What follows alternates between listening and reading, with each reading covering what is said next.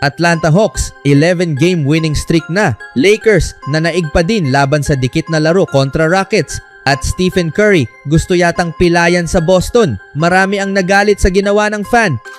Si Dyson Daniels at ang rumaragasang Atlanta Hawks ay walang awang dinomina ang Dallas Mavericks na papunta na sa lottery. Nasa pinakamahusay na laro si Daniels para sa Hawks.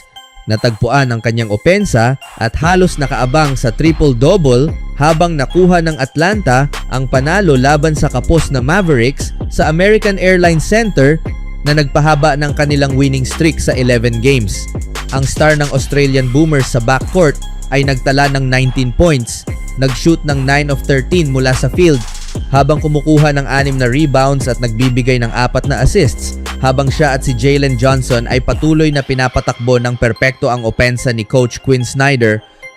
Mayroon ding 2 steals si Daniels at gumawa ng kahanga-hangang depensa laban sa paboritong manalo ng Rookie of the Year na si Cooper Flagg, na nagtala lamang ng 17 points mula sa 6 of 15 attempts at may 6 na turnovers sa laro. Ang kapwa Australian at Hawks big man na si Jock Landale ay naglaro ng 19 minutes at may 5 puntos lamang, ngunit patuloy na may ambag sa kanyang bagong team na may 5 assists at gumaganap ng mahalagang papel. Dahil sa resulta, nananatiling pinakamainit na team sa NBA ang Atlanta at kalahating laro na lang ang agwat sa ika-6 na pwesto ng Orlando Magic sa Eastern Conference na magbibigay sa kanila ng siguradong pwesto sa playoffs sa halip na makipaglaban sa play-in games. Bibiyahe ang Hawks sa Texas upang harapin ang Houston Rockets na kagagaling lang sa sunod-sunod na pagkatalo sa home court laban sa Lakers ngayong linggo.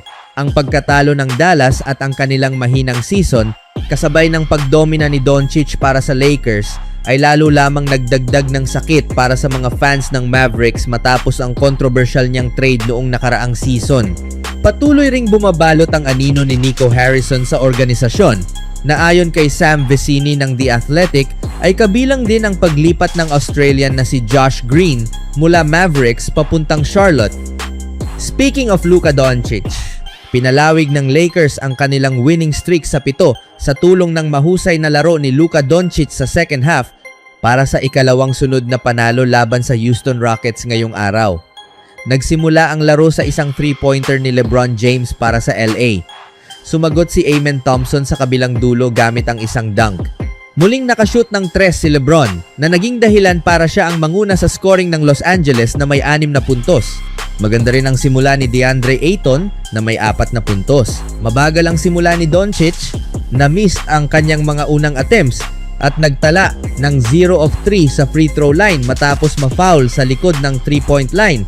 Sa wakas, nakapunto siya sa pamamagitan ng isang 3-pointer.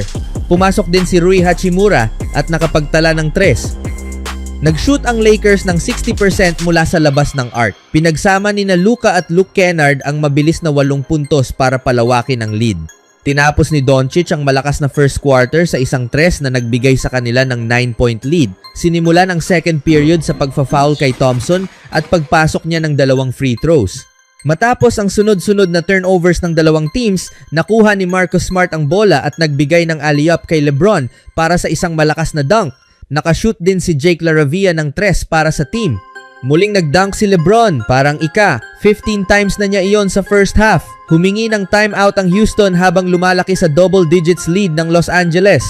Pagbalik ng laro, nakapuntos ang Rockets ng 4 na sunod. Ipinagpatuloy ni Ayton ang kanyang dominanteng laro at nagdagdag pa ng 4 na puntos. Si Kevin Durant ay may 2 attempts pa lamang sa half na iyon.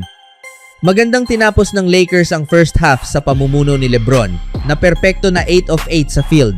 Nakumpleto ni Luka ang isang 3-point play na nagbigay ng 12-point lead sa purple and gold sa halftime.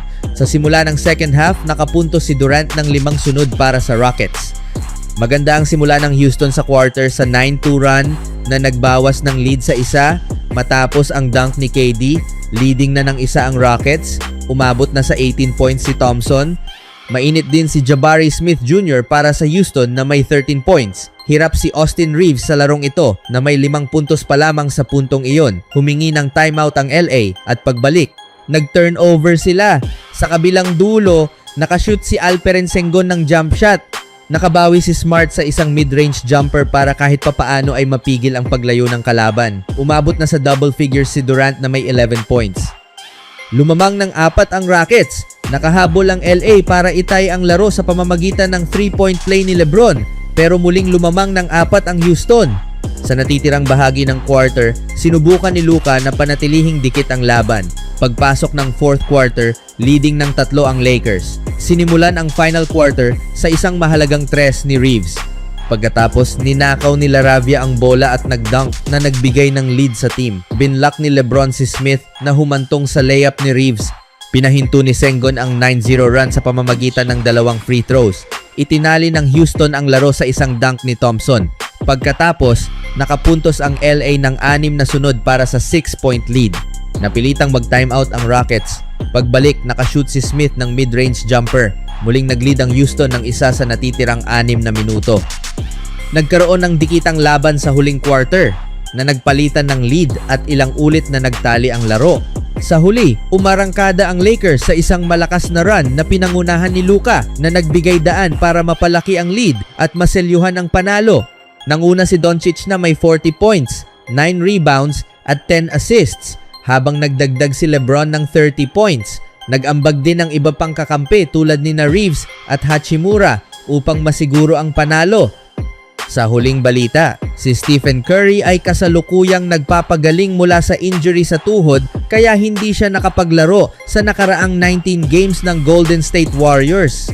Hindi pa malinaw kung kailan siya babalik, ngunit optimistiko ang head coach na si Steve Kerr na makakabalik siya bago matapos ang season. Gayunpaman, habang wala siya, patuloy ang paghina ng laro ng Warriors matapos silang muling matalo ngayong araw laban sa Boston Celtics sa kanilang home court. May ilang fans naman na tila sabik nang makita si Curry na muling maglaro. Sa katunayan, may isang fan sa TD Garden na lumampas sa limitasyon. Hinila nito ang Warriors star papunta sa kanya na nagdulot ng pagkalito kay Steph. Hindi pinalampas ang ginawa ng fan na ito. Pinatalsik siya mula sa arena na siyang tamang hakbang upang mapanatili ang kaligtasan ng mga superstar ng NBA. Hindi malinaw kung ano ang nasa isip ng fan dahil tiyak namang mapapansin at mapaparusahan ang ganoong kilos. Totoo na nagbayad siya para mapanood ang laban ng Warriors at Celtics, ngunit hindi iyon nagbibigay sa kanya ng karapatang gawin ang kahit anong gusto niya. Si Curry ang makina ng opensa ng Warriors at sa nakalipas na 19 games na wala siya, mas naging mahirap ang sitwasyon para sa Golden State. Nagkaroon sila ng net rating na humigit kumulang -4 habang wala siya, na naging dahilan ng kanilang pagbaba sa standing sa Western Conference. Kahanga-hanga ang ginagawa ng Warriors sa kabila ng injury niya dahil maraming players ang nagsusumikap upang makakuha ng ilang panalo. Ngunit kung wala si Curry, maaaring umabot ang Warriors sa puntong hindi na makakabawi. Isang malungkot na magiging wakas para sa team na ito.